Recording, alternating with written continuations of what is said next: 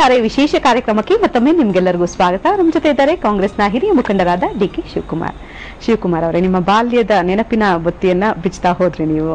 ಇನ್ನು ನಿಮ್ಗೆ ಕಾಲೇಜ್ನಲ್ಲಿ ಫ್ರೆಂಡ್ಸ್ ಆಗಿರ್ಬೋದು ಅಥವಾ ಸ್ಕೂಲ್ ಲೈಫ್ ನಲ್ಲಿ ಚಡ್ಡಿ ದೋಸ್ತುಗಳಾಗಿರ್ಬೋದು, ಸೊ ಈ ತರ ಯಾರು ತುಂಬಾ ನಿಮ್ಮನ್ನ ಹಚ್ಕೊಂಡಿದ್ರು ಅಂತ ಹೇಳ್ತೀರಾ ಫ್ರೆಂಡ್ಸ್?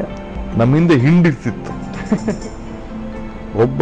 ಈಗೆಲ್ಲ ನಾನು ನೋಡ್ತಾ ಇದ್ದೀನಲ್ಲ, ಈಗ ನಮ್ಗೆ ಲೀಡರ್ ಆಗ್ಬೇಕು, ನಾನು ಅದೇ ಬೇಕು ಅಂತ ಬಹಳ ಜನ ಬರ್ತಾರಲ್ಲ, ಎಲ್ಲ ಒನ್ ಮ್ಯಾನ್ ಆರ್ಮಿಗಳು, ಬರೀ ಒಬ್ರೆ. ಅವ್ರಿಂದ ಹಿಂದಿರಲ್ಲ.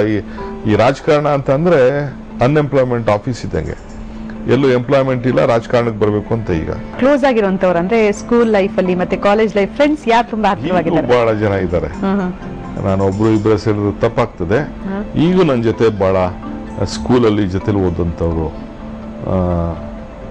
ನ್ಯಾಷನಲ್ ಸ್ಕೂಲಿಂದ ಇರ್ಬೋದು, ಕಾರ್ಮಲ್ ಇರ್ಬೋದು, ವಿದ್ಯಾವರ್ಧಕದಿಂದ ಹಿಡಿದು ಓದಂಥವ್ರು ಇವತ್ತು ಕೂಡ ನನಗೊಂದು 30-40 ಜನ ರೆಗ್ಯುಲರ್ ಟಚ್ ಅಲ್ಲಿ ಇದ್ದಾರೆ. ಬೇರೆಯವ್ರು ಯಾರು ನನಗೆ ಏಕವಚನದಲ್ಲಿ ಮಾತಾಡೋ ಅಷ್ಟು ಶಕ್ತಿ ಇರುವುದಿಲ್ವಲ್ಲ, ಅವ್ರು ಇವತ್ತು ನಾವು ಹೋಗೋ ಬಾರೋ ಅಂತಾನೆ ಮಾತಾಡ್ತಾರೆ. ನಿಮ್ ಹೋಗೋ ಬಾರೋ ಫ್ರೆಂಡ್ ಒಬ್ರು ಕೂಡ ಇಲ್ಲಿ ಮಾತಾಡಿದ್ದಾರೆ ಮರೆಯಲಾರೆ ಕಾರ್ಯಕ್ರಮದಲ್ಲಿ. ಅವ್ರು ಏನ್ ಹೇಳ್ತಾರೆ ಅಂತ ನೋಡೋಣ. ಡಿ.ಕೆ. ಶಿವಕುಮಾರ್ ಮತ್ತು ನಾನು ಹೇಳಬೇಕು ಅಂದ್ರೆ ಚಡ್ಡಿ ದೋಸ್ತುಗಳು ಅಂತ ಯಾಕೆ ಹೇಳ್ತಾ ಇದ್ದೀನಿ ಅಂದ್ರೆ, ನಾವು ಚಡ್ಡಿ ಹಾಕಿದಾಗಿಂದ ನಾವಿಬ್ರು ಫ್ರೆಂಡ್ಸ್. ಅಂದ್ರೆ ಒಟ್ಟಿಗೆ ಓದ್ದವರು, ಒಟ್ಟಿಗೆ ಸ್ಕೂಲ್ಗೆ ಸೇರಿದವರು, ಒಟ್ಟಿಗೆ ಆಟ ಆಡ್ತಾ ಬೆಳೆದವರು.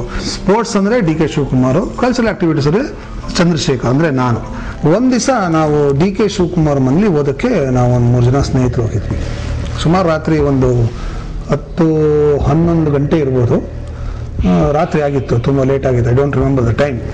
ಬಟ್ ಆವಾಗ ಆ ಪಕ್ಕದ ಮನೇಲಿ ಒಬ್ಬ ಕಳ್ಳ ಬಂದ. ಸೊ ಕಳ್ಳ ಬಂದಿದ್ದು ಗೊತ್ತಾಗಿ ನಮಗೆ, ನಾವು ಆ ಕಳ್ಳನ್ನ ಚೇಸ್ ಮಾಡಿದ್ವಿ. ಡಿ.ಕೆ. ಶಿವಕುಮಾರ್ ನಮ್ಮೆಲ್ಲರಿಗಿಂತ ಫಾಸ್ಟ್ ಆಗಿ ಅವನನ್ನ ಭಾಳ ಟ್ಯಾಕ್ಟ್ಫುಲ್ ಆಗಿ ಆ ಕಳ್ಳನ್ನ ಹಿಡ್ದ. ಅದು ನನ್ನ ಲೈಫಲ್ಲಿ ನಾನು ಮರೆಯಲ್ಲ, ಅವನು ಹೇಗೆ ಹಿಡ್ದ ಅನ್ನೋದು.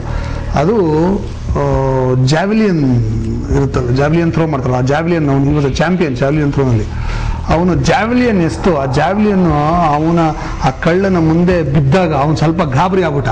ಆದರೆ ಇನ್ನೊಂದು ಸ್ವಲ್ಪ ಹೆಚ್ಚು ಕಡಿಮೆ ಆದರೆ ಕಳ್ಳಂಗೆ ಬಿದ್ದುಬಿಟ್ಟಿರೋದು, ಅಷ್ಟು ಹತ್ರದಲ್ಲಿ ಕರೆಕ್ಟಾಗಿ ಬಿಸಾಕ್ದ. ಆಗ ಕಳ್ಳ ಗಾಬರಿ ಆಗ್ಬಿಟ್ಟು ನಿಂತ ತಕ್ಷಣ ನಾವೆಲ್ಲ ಹೋಗಿ ಹಿಡ್ಕೊಂಡ್ವಿ ಅವನ್ನ. I want him to see him as the chief minister, ಕರ್ನಾಟಕದ ಚೀಫ್ ಮಿನಿಸ್ಟರ್ ಆಗಬೇಕು ಅಂತ ಆಸೆ. ಮುಂದೆ ಹೋಗ್ತಾ ನ್ಯಾಷನಲ್ ಲೆವೆಲ್ ಪಾಲಿಟಿಕ್ಸ್ಗೆ ಎಂಟರ್ ಆಗಿ ಅಲ್ಲಿಯೂ ಕೂಡ ಕೆಲಸ ಮಾಡಿ ಒಂದಿನ ಡಿ.ಕೆ. ಶಿವಕುಮಾರ್ ಭಾರತದ ಪ್ರಧಾನಮಂತ್ರಿ ಆಗಬೇಕು ಅನ್ನೋದು ನನ್ನ ಆಸೆ. ಇದಕ್ಕೆ I pray to God D K. ಶಿವಕುಮಾರ್ಗೆ ಎಲ್ಲಾ ರೀತಿಯ ಸಕ್ಸಸ್ ಸಿಗಬೇಕು. ಸಾಕಷ್ಟು ಡ್ರೀಮ್ಸ್ ಇಟ್ಕೊಂಡಿದ್ದಾರೆ ನಿಮ್ಮ ಬಗ್ಗೆ. ಒಳ್ಳೆ ಘಟನೆ ಅವರು ಹೇಳಿದ್ದು. ಯಾಕೆಂದ್ರೆ ನಾನಾಗ ಹೈಸ್ಕೂಲ್ ನಂದು ಜಾವ್ಲಿನ್ ಥ್ರೋಲ್ಲಿ ಈಗ ರೆಕಾರ್ಡು ಇತ್ತು ಹೈಸ್ಕೂಲ್. ಈಗೇನು ಗೊತ್ತಿಲ್ಲ ನನಗೆ. ಅಷ್ಟು ಮಟ್ಟಿಗೆ ಪರ್ಫೆಕ್ಟ್ ಆಗಿ ಜಾವ್ಲಿನ್ ಬಿಸಾಕ್ತಿದ್ದೆ. ಯಾವಾಗಲೂ ಎಲ್ಲೋದ್ರು ನಾನು ಕೈಲಿ ಜಾವ್ಲಿನ್ ಇರೋದು. ಸೊ ಜಾವ್ಲಿನ್ ಥ್ರೋ ಮಾಡ್ತಿದ್ದೆ ಸ್ಪೋರ್ಟ್ಸ್ ಆಕ್ಟಿವಿಟೀಸ್ ಅಲ್ಲಿ. ಚಂದ್ರಶೇಖರ್ ಇದ್ದಾನಲ್ಲ, ಇವನು ಈಸ್ ಎ ವೆರಿ ಗುಡ್ ಆರೇಟರ್. ಅವನು ಒಳ್ಳೆ ಭಾಷಣ ಮಾಡ್ತಿದ್ದ. ನನ್ಗೆ ಭಾಷಣ ನಾವು ಗೊತ್ತಿಲ್ವಲ್ಲ, ಸೊ ಇವನ್ ಕೆಲವೆಲ್ಲ ಬರ್ಸ್ಕೊಳೋದು ನಾನು. ಇವನು ಭಾಷಣ ಎಲ್ಲ ಬರ್ಕೊಡ್ತಿದ್ದ. ಇನ್ನೊಬ್ಬ ಐಸ್ ಕಡ್ಡಿ ಮಾಡ್ತಿದ್ದ, ಅವ ನನ್ನ ಫ್ರೆಂಡ್ ಒಬ್ಬ, ಅವನು ಹಂಗೆ ಭಾಷಣ ಬರ್ಕೊಡ್ತಿದ್ದ. ಇವನು ಕೆಲವೆಲ್ಲ ಕೇಳಿಸ್ಕೊಂಡು ಯಾವ ರೀತಿ ಮಾತಾಡಬೇಕು, ಇನ್ಕ್ಲೂಡಿಂಗ್ ಕಾಲೇಜ್ ಓದಕ್ಕೆ ಕೂಡ. ಇವನು MS ಕಾಲೇಜ್ ಇದೆ, MS ಕಾಲೇಜ್ ಪ್ರೆಸಿಡೆಂಟ್ ಇದೆ, ಅವರು ಮ್ಯಾನ್ ಆಫ್ ಜೇಸಿಯನ್ ಇದ್ದ. ಸೊ ಒಳ್ಳೆ ಆಡಿಟರ್ ಸ್ಕಿಲ್ ಇತ್ತು ಇವನಿಗೆ. ಸೊ ಸ್ಕೂಲಲ್ಲಿ ನಾಟಕ ಮಾಡ್ಬೇಕಾರೆಲ್ಲ ಆ ಗ್ರೂಪ್ಗೆಲ್ಲ ಸೇರಿಸಿಸ್ಕೊಂಡು ಬಾಂಗ್ಲಾ ಡ್ಯಾನ್ಸು ಇವೆಲ್ಲ ಕೂಡ ನಮ್ಮ ಕೈಲೆಲ್ಲ ಮಾಡಿಸಿಸ್ತಿದ್ದೆ. ಸೊ ಅವತ್ತಿಂದ ಕೂಡ ಈ ಕಲೆ ಇದರಲ್ಲೆಲ್ಲ ಇದ್ದೇವೆ ಮತ್ತು ಎಲ್ಲದಕ್ಕೂ ಕೂಡ ನನಗೆ ಸಹಕಾರಿಯಾಗಿದೆ. 40 ವರ್ಷದಿಂದ ಯಾರು ಓದ್ತಿದ್ದೋ, 12 ವರ್ಷದ ಫುಡ್ ಮೆಟಲ್ ಫ್ರೆಂಡ್ಸ್, ಅವರು 5 ಜನ ಅದನ್ನ ಫೈನಲ್ ಕಟ್ನ ನಡೆಸ್ತಾ ಇರೋದು. ನಾನೇ ಹೋಗಿ ಇನಾಗ್ರೇಟ್ ಮಾಡಿದೆ. ನಾನು ಸೇರ್ಕೊ ಅಂತ ಹೇಳಿದ್ರು. ಬೇಡ ನೀವು ಮಾಡ್ರಿ, ಅದನ್ನ ನಾನು ಸಪೋರ್ಟ್ ಮಾಡ್ತೀನಿ ಅಂತೇಳಿ ಕೊನೆಗೆ ಈಗ ನಾನು ನನ್ನ ಬಿಲ್ಡಿಂಗ್ ಕೊಟ್ಟಿದ್ದೀನಿ, ಅಲ್ಲೇ ನಡೆಸ್ತಾ ಇದ್ದಾರೆ ಅವರೆಲ್ಲ. ಇನ್ನು ಡ್ರಾಮಾ ಹೇಳ್ಕೊಡ್ತಾ ಇದ್ದೆ ನಾನು ಅಂತ ಹೇಳ್ತಾ ಇದ್ರು. ಈ ಡ್ರಾಮಾದ ಏನಾದ್ರು ಕೆಲವೊಂದು ಸನ್ನಿವೇಶಗಳದ್ದು ಏನಾದ್ರು ಡೈಲಾಗ್ಸ್ ಏನಾದ್ರು ನೆನಪಿದೆಯಾ? ಇಲ್ಲ, ಅದು ಬಹಳ ಇದೆ. ಈ ಪ್ರಾಡಿಗಲ್ ಸನ್ ಅಂತ ನಾನು ಡ್ರಾಮಾ ಮಾಡಿದ್ದೀನಿ ಅವತ್ತಿನ ಕಾಲದಲ್ಲೆಲ್ಲ. ಅದಾದ್ಮೇಲೆ ನೃತ್ಯ ಕಲಾನಿಕೇತನ್ ಇದರಲ್ಲಿ ಚಾಮರಾಜಪೇಟೆಯಲ್ಲಿ, ಅಲ್ಲೂ 1.5 ವರ್ಷ ಭರತನಾಟ್ಯ ಕಲ್ತಿದ್ದೀನಿ. ಸೊ ಹಿಂಗೆ ಸ್ವಲ್ಪ ಕಲೆಯಲ್ಲೂ ಕೂಡ ಇತ್ತು. ಈ ಒಂದು ಘಟನೆಗಳೆಲ್ಲ ನೆನ್ಸ್ಕೊಂಡ್ರೆ ಸ್ಕೂಲ್ ಲೈಫ್ ಆದ್ಮೇಲೆ ಕಾಲೇಜ್ ಲೈಫಲ್ಲಿ ಇವಾಗ ಸ್ಕೂಲ್ ಲೈಫ್ಗೆನೆ ಯಾರೋ ಒಂದು ಹುಡುಗಿರು ಇಷ್ಟಪಡ್ತಾರೆ, ಲವ್ ಸ್ಟಾರ್ಟ್ ಆಗ್ಬಿಟ್ಟಿರುತ್ತೆ. ನಿಮ್ಗೆ ಕಾಲೇಜ್ ಲೈಫ್ ಏನಾದ್ರು ನೆನ್ಪು ಮಾಡ್ಕೊಂಡಾಗ ನಿಮ್ಗೆ ಏನಾದ್ರು ಯಾರು ಹುಡುಗಿ ಇಷ್ಟ ಆಗಿದ್ಲ? ಇಲ್ಲ, ನನಗೆ ಬಹಳ ಜನ ಏನಾಗ್ತಿತ್ತು ಅಂತಂದ್ರೆ ಲವ್ ಮಾಡಬೇಕು ಅಂತ ನಂಗೆ ಬಹಳ ಆಸೆ ಇತ್ತು. ಆದ್ರೆ ನನ್ನ ಹತ್ರಕ್ಕೆ ಯಾರು ಸೇರ್ತಿರ್ಲಿಲ್ಲ, ಹೆದರಿಕೆ ಇತ್ತು. ಹಾ, ಈ ಸ್ಕೂಲಲ್ಲಿ ಇರೋದು ಅಲ್ಲಿ ಕಾಲೇಜಲ್ಲಿ ಇರ್ಬೇಕಾದ್ರೆ ವಿಶೇಷ ಕಾಲೇಜಲ್ಲಿ ನನಗೆ ಇದೇನೋ ಅಷ್ಟೊತ್ತಿಗೆ ಬಹಳ ಸೀನಿಯಾರಿಟಿ ಬಂದ್ಬಿಟ್ಟಿದ್ದು. ನಾನು ಯಾವ್ದು ಕಾಲೇಜಲ್ಲಿ ಹೋದ್ರು ಕೂಡ ಅಷ್ಟೊತ್ತಿಗೆಲ್ಲ ಸೆಕ್ರೆಟರಿ ಎಲೆಕ್ಷನ್ ನಿಂತ್ಕೊಳ್ಳೋದು. ಮತ್ತು ಈ ಸ್ಕೂಲಲ್ಲಿ ಚಟ ಇತ್ತು ನನಗೆ, ಹೈಸ್ಕೂಲಲ್ಲೆಲ್ಲ. ಸೊ ಆಗ ಕೂಡ ಅದು ಈ ಲೀಡರ್ಶಿಪ್ ಕ್ವಾಲಿಟೀಸ್ ಇತ್ತಲ್ಲ, ಎಲ್ಲ ನನಗೆ ಎದುರೋರು. ಆವತ್ತಿನ ಕಾಲದಲ್ಲಿ ಯಾರು ನನ್ನ ಹತ್ರಕ್ಕೆ ಸೇರಿಸ್ಕೊಳ್ತಿರ್ಲಿಲ್ಲ. ನಾನು ಸ್ವಲ್ಪ ಪ್ರಯತ್ನ ಮಾಡಿದೆ, ಸೊ ನಂದು ನಡೀಲಿಲ್ಲ. ಒಬ್ಬ ಹುಡುಗಿಗೋಸ್ಕರ ಪ್ರಯತ್ನ ಮಾಡಿದ್ರೆ ಹಲವಾರು ಈ ತರ ಬಂದು ಹೋದ್ರೆ ಹೇಗೆ ಅಂತ ಒಂದೆರಡು ಪ್ರಯತ್ನ ಮಾಡಿದೀನಿ. ಅವನನ್ನ ತಿರುಗಿ ನೋಡ್ತಿರ್ಲಿಲ್ಲ. ಅದು ದೊಡ್ಡ ಏನು ಕಾರಣ ಏನಿರ್ಬೋದು ಅಂತ ಅನ್ಸುತ್ತೆ ನಿಮ್ಗೆ? ಇಲ್ಲ, ನಾನು ಸ್ವಲ್ಪ ಹೊರಟಿದ್ದೆ ಅನ್ಸುತ್ತೆ ನನ್ಗೆ ಈಗ. ಬಟ್ ಅವರೆಲ್ಲ ನನ್ನ ಟಚ್ ಅಲ್ಲಿ ಇದ್ದಾರೆ. ಈಗಲೂ ಕೂಡ ನನ್ನ ಹತ್ರ ಬಂದು ಮಾತಾಡಿಸ್ತಾರೆ. ಇವಾಗ ನೀವು ದೊಡ್ಡ ಸೆಲೆಬ್ರಿಟಿ ಆಗಿದ್ದೀರಾ. ಎಲ್ಲ ಒಂದ್ ಕಡೆ ಡಿ ಕೆ ಶಿವಕುಮಾರ್ ನಮ್ಗೆ ಲೈನ್ ಹೊಡೆದಿದ್ರು, ನಾನು ಕೂಡ ಬಿದ್ದಿದ್ರೆ ಒಳ್ಳೆ ಲೈಫ್ ಲೀಡ್ ಮಾಡ್ಬೋದಾಯ್ತು ಅಂತ ಏನಾದ್ರು ಅನ್ಸುತ್ತೆ ಅವ್ರಿಗೆ? ಅವ್ರಿಗೆ ಅನ್ಸಿರ್ಬೋದು. ಯಾವ ತರ ಅಟೆಂಪ್ಟ್ಸ್ ಮಾಡಿದ್ರಿ ನೀವು ಅಂತ ಲವ್ಗೋಸ್ಕರ? ಏನಿಲ್ಲ, ನಾವು ಅಟೆಂಪ್ಟ್ ಅಂದ್ರೆ ಜಸ್ಟ್ ಆಗಿನ ಕಾಲದಲ್ಲಿ ಲವ್ ಲೆಟರ್ ಬರೆಯುವಂಥದ್ದು. ಅದು ಕೂಡ ಫ್ರೆಂಡ್ಸ್ ಹತ್ರ ಏನಾದ್ರು ಹೇಳಿಸ್ಕೊಂಡ್ ಬರ್ದಿದ್ರ, ನೀವೇ ಬರ್ದಿದ್ರ ಅಂತ? ಇಲ್ಲ, ಅದು ನಾನೇ ನಿಮ್ಮ ಭಾವನೆಗಳು ನೀವೇ ಹೇಳಿದ್ರಿ? ಇಲ್ಲ, ಒಂದೆರಡು ಕಾಗದ ಬರ್ದಿದ್ದೀನಿ ನಾನು. ಬಟ್ ಅಲ್ಲ, ಅದು ಕಚ್ಚಿರ್ಲಿಲ್ಲ ನನ್ನ ಲೆಟ್ರು.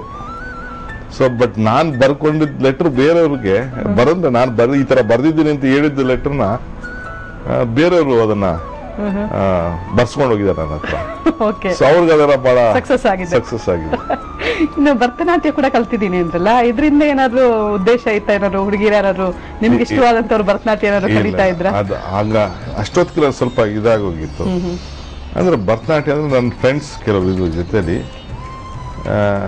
ಸುಮ್ಮನೆ ಕಲಿಬೇಕು ಅನ್ನೋ ದೃಷ್ಟಿಯಿಂದ ಹೋಗಿ ಕಲ್ತಿದ್ದೆ. ತಯ್ಯ ತಯ್ಯಿ ತೈ ತೈ ದಿದಿ ತೈ ತಯ್ಯ ತೈ ಅಂತ ಹೇಳಿ ಅಲ್ಲಿಂದ ಶುರುವಾಗಿ ಕೊನೆಗೆ ಅಲ್ಲೆಲ್ಲ ಒಂದು ಶಿವಾಜಿನಗರದಲ್ಲಿ ಒಂದು ಕಾರ್ಯಕ್ರಮ ಕೂಡ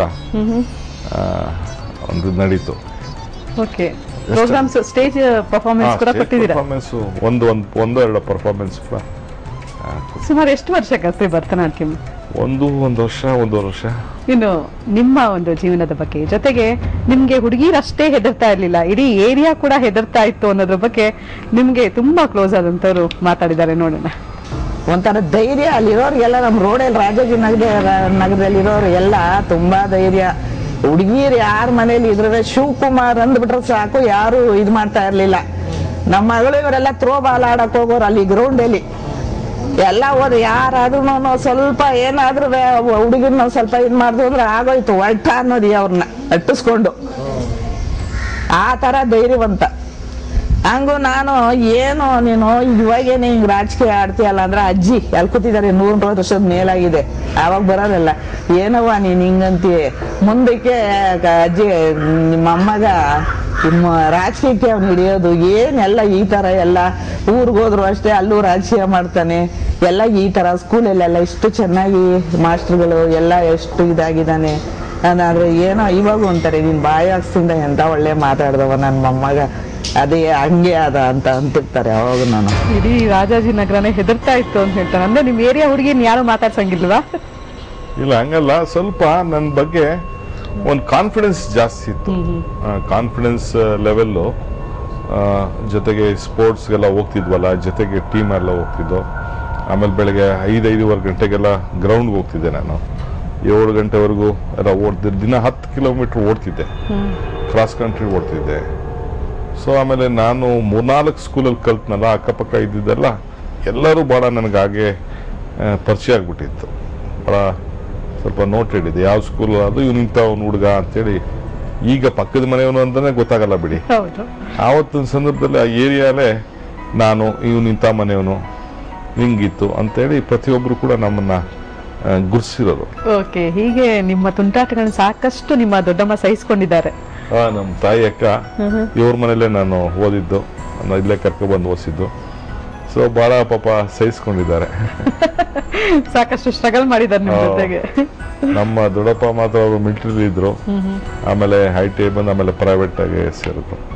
ಅವ್ರು ನಾನು ಬೇಕಾದಷ್ಟು ನನ್ನ ಬೆಂಡ್ ಮಾಡಕ್ ಪ್ರಯತ್ನ ಮಾಡಿದ್ರು, ಆಗ್ಲಿಲ್ಲ ಅದು. ಇನ್ನು ನಿಮ್ ಕಾಲೇಜ್ ಲೈಫಲ್ಲಿ ತುಂಬಾ ನೀವು ಸ್ಟೈಲಿಶ್ ಆಗಿರ್ತಾ ಇದ್ರ? ಯಾವ ತರ ಹೇರ್ ಸ್ಟೈಲ್ ಆಗಿರ್ಬೋದು, ಡ್ರೆಸ್ ಸೆನ್ಸ್ ಆಗಿರ್ಬೋದು? ಸ್ಟೈಲಿಶ್ ಅಂತ ಹೇಳಲಿಕ್ಕೆ ಸಾಧ್ಯ ಇಲ್ಲ. ಬೇರೆಯವರೆಲ್ಲ ನನ್ನ ಫ್ರೆಂಡ್ಸ್ ಎಲ್ಲ ಬಹಳ ಇದ್ರು. ಯಾಕಂದ್ರೆ ನಿಮ್ ಫೋಟೋ ನೋಡಿದಾಗ ತುಂಬಾ ಸ್ಟೈಲಿಶ್ ತರ ಅನಿಸ್ತಾ ಇದ್ರಿ ನೀವು. ಇಲ್ಲ ಇತ್ತು ನನಗೆಲ್ಲ ಬಟ್ಟೆ ಆಕ್ಟಿವಿಟೀಸು. ಯಾವಾಗಲೂ ಸಿಲ್ಕ್ ಹಾಕ್ತಿದ್ದೆ ನಾನು, ಎಲ್ಲ ಕಲರ್ ಸಿಲ್ಕ್ ಶರ್ಟ್ಸು ನನ್ನ ಹತ್ರ ಇತ್ತು. ಸ್ವಲ್ಪ ಅದರಲ್ಲಿ ಇತ್ತು ಕೋಟ್. ಆವತ್ತಿನ ಕಾಲದಲ್ಲಿ ಕೋಟ್ಗಳು ಹಾಕಂಥದ್ದು, ಕಾಲೇಜಿಗೆ ಹೋಗ್ಬೇಕಾದ್ರೆ ಕೋಟ್ ಹಾಕೊಂಡು ಹೋಗುವಂಥದ್ದು. ಒಟ್ಟಿನಲ್ಲಿ ಸ್ಟ್ಯಾಂಡರ್ಡ್ ಲೈಫ್. ಕಾಲೇಜ್ಗೆ ಸ್ಕೂಟರ್ ಹೋಗ್ತಾನೆ, ಮೋಟರ್ ಸೈಕಲ್ ಹೋಗ್ತಾರೆ. ಫಸ್ಟ್ PUC, ಸೆಕೆಂಡ್ PUC ಇದೆಲ್ಲ ಅನ್ನೋದು ಆವತ್ತಿನ ಕಾಲದಲ್ಲಿ ದೊಡ್ಡದು.